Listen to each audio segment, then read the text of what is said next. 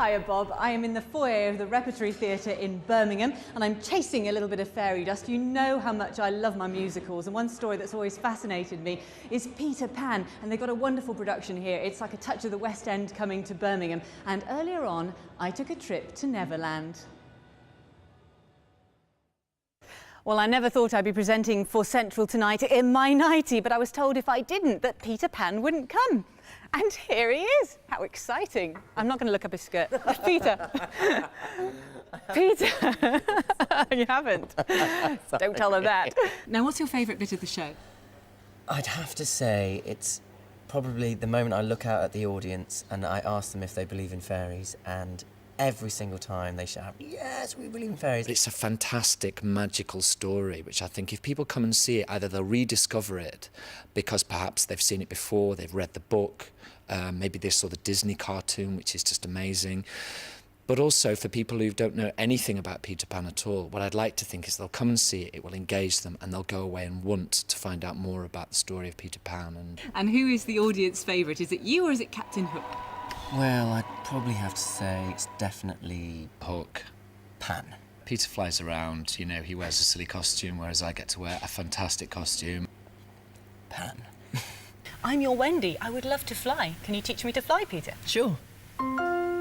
You must think of something wonderful. A sight, a smell, a sound, a shake or two of fairy dust, and you'll be skyward bound. There is just one rule when flying, which is not too hard to understand. Whatever you do, never land.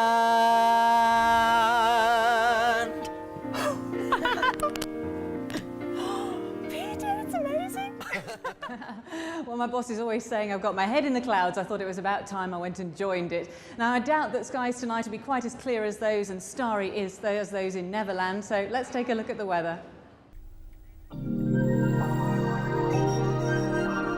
Still a lot of cloud overhead at the moment, high pressure trapping that at lower levels. Temperatures not quite as cold as last night, down to just below freezing, whereas last night it was -3 or -4, but still cold enough for a widespread frost and maybe a touch of hill fog as well. It could get quite dense towards morning. There might just be a spot of drizzle in the air, which could turn wintry because it'll be a bit chilly. Now, for tomorrow morning, pretty much the same as today. Lots of cloud cover around, very grey. I don't think we're going to see any sunshine first thing tomorrow, but later on in the afternoon, cloud will be thinning to the south of the region and the southeast, and then we'll start to see a recovery in temperatures for Saturday, Sunday and Monday. Some rain later on Saturday, a calmer day on Sunday, and then on Monday, on Christmas Eve, a mostly dry day but a breezy day, and then we're expecting some rain to push in, so a bit of a damp start to Christmas morning, but then drier later. That's the way everything is looking at the moment. You try and keep smiling and enjoy the rest of the evening. I'll catch up with you later on. Until then, keep warm. Bye-bye.